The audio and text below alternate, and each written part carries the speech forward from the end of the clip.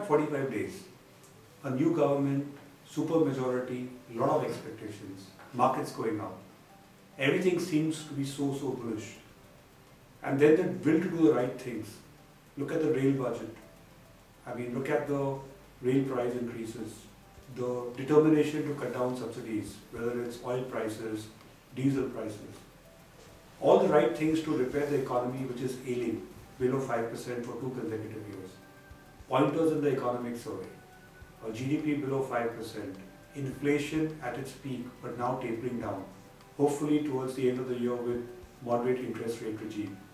Current account deficit with a volatile rupee. Rupee actually touched 67, 68 last year. Came back to 60, now hovering around 60. But today current account deficit is under control. That's the good news in the economic survey. The economic survey spoke about the need for fiscal consolidation. The fact that the tax GDP ratio was low and needs to be enhanced. It also spoke about cutting spending of the government and channelizing the spending to better use. Again, a lot of work to be done to give right messages on fiscal consolidation. So, below 5% GDP, inflation peaking, CAD good news. Hopefully interest rates will go down, good news. But fiscal deficit, the need of the hour. What a backdrop to the budget. So all preparation for a budget which would be harsh, which would be tough, which would actually do things to collect more taxes, and people still wondered as to what would happen in terms of the growth agenda. How would the growth agenda be met vis-a-vis the situation in which we are in? Clearly, the Indian economy is in a repair mode. With this, the budget got ushered. And when the budget came in, what a comprehensive budget it was. It actually covered all areas. I mean, I can't think anything which has been left out in terms of coverage. From defense to education to women welfare to socio-economic plans of sanitation, rural development, NHAI scheme for infrastructure, moving to shipbuilding, moving to ports, moving to financial services, whether it's FII investment, whether it's different kinds of reforms required for the financial service sector, spoke about FDI, spoke about increase in FDI in insurance, defense, development of smart cities. It virtually covered everything. It also covered entrepreneurship. It spoke about 1,000 crore fund to support entrepreneurship, spoke about SMEs, spoke about the need of the SMEs, a committee to study the SMEs and come up with things. So actually the coverage to make the growth inclusive, to meet the aspirations of the Indian people at large was absolutely fantastic in the budget. And there were roadmaps being spelled out as to what would be done in the next few days to see where that would go. When the budget speech was going on, what I loved the most about it is it dealt with the issues head on. The biggest issue which everybody was trying to cover is what happens to the retrospective amendment. The budget started with the need for a stable tax regime. It spoke about the fact that the retrospective amendment created instability. It committed to the fact that they would not do retrospective amendment anymore. It also spoke about the fact that they would deal with old cases with care. There would be a committee within CBDT who would deal with it before they started dealing with those cases. Essentially, what I loved most about it is they dealt with the issue head on. Yes, one can always debate, was this enough? And the answer is no. The situation on the retrospective amendment demanded that the retrospective amendment should be gone away with. But at least they've moved halfway. It would be ideal if they would have just abolished it, but at least they have moved halfway. Then they also dealt with the other issues plaguing the taxation system. Spoke about GST, the need of GST, the roadmap for GST, and really how GST gets implemented is the key to the development and the integration of the entire country. On a taxation front, despite all the outlays, despite all the commitments for expenditure, there were no new taxes added. The only direct tax which got added was the enhancement in dividend distribution tax. The rate went up from 17 to 20. That also in an indirect interpretation. There was no draconian tax. There was no super tax. There was no change in the taxation system. Actually, what does the taxation system want? Stability of a tax regime, which was there in the budget. Could something be done more?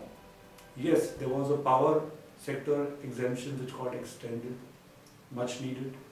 Manufacturing sector got more depreciation, much needed. Reduction under Section 35 2AB got extended, which is also much needed. So there were concessions. There was a small thing in the budget which was another dampener besides the increase in the tax for dividend distribution tax, and that was increase in the period to qualify as long-term gains, especially for unlisted companies. From 12 it's become 36. That's one sneak which has happened. On the dividend distribution tax front, if you are declaring dividends for the interim for the next year or final for this year, make sure you declare it before October 1, because the section comes into effect from October 1. So clearly from a direct tax perspective, not too many changes. From an indirect tax perspective, as expected, the service tax exemptions have got reduced, but that's actually anticipated as you move towards GST. On the other front, there are minor tinkering with customs duty and excise, but not much. So again, a stable tax regime. So overall, actually the direct tax collections would go down, and the direct tax collections would actually be 7,000 to 8,000 crores lower. The indirect tax collections would go up. And it's an absolutely balanced attempt to deal with the fiscal deficit. So what's the worry? What the cynics are talking about? The worry is the ability of the government to actually go ahead and deliver to a fiscal deficit of 4.1%. And as I look at it, there are three issues one has to deal with. Would the monsoons be fine? The monsoons are fine, then the rural demand will pick up. If the rural demand picks up, GDP would be upwards of 5.4 towards 5.9. If the GDP picks up, indirect tax collections will be better. And hopefully fiscal deficit will look better. But really, the finance minister or the prime minister cannot control the monsoons in the budget, and that would be an unfair expectation. So one just has to pray to see how that pans out. Second thing which one has to worry about is the external factors. What happens to the balance of payments? What happens to oil prices? If war breaks out, if Iraq situation gets worsened, then oil prices go up, and then the balance of payments go for a toss. That again is something which the budget can't control. The third thing is that how much will the government execute of all this? Great plans, great thought processes, a roadmap. Clearly in 2 hours you can't just articulate a roadmap for a country of this size, but at least all directionally good things spoken about. But go back to history, go back to what's happened in Gujarat and the Modi government. The biggest strength of the Gujarat government has been execution. Be it infrastructure, be it airports, be it connected roads. If the government executes what they spoke about in this comprehensive manner, then imagine where this country can go. Look at the infrastructure build which can happen. The budget also spoke about skilling. I mean, what does the country need? Skilling people, building infrastructure, creating an ecosystem of a stable tax regime, dependable tax regime with appropriate enforceability of law. And if all this gets executed with the aspirations of 1 billion plus people staying in this country who aspire to do well and take their careers to a next level, where can this country be? So all in all, if one goes to the track record of execution of this government, one can certainly put hand on the heart and say that if monsoons pan out well and if the oil prices are under control, this country is going to a different level over a period of time. Yes, today it's in the repair mode, and when you repair a building also, first you have to dig the building, you have to take it below, and then the nice building comes up. We are in that stage wherein we will have some tough decisions which will happen in the next few days, and once the tough decisions are taken, the repair will turn into growth, and this country goes to where it really should be. That is a growth rate of 7 to 8%, much beyond this 5%, which is really not a justice to the potential of this country. Thanks.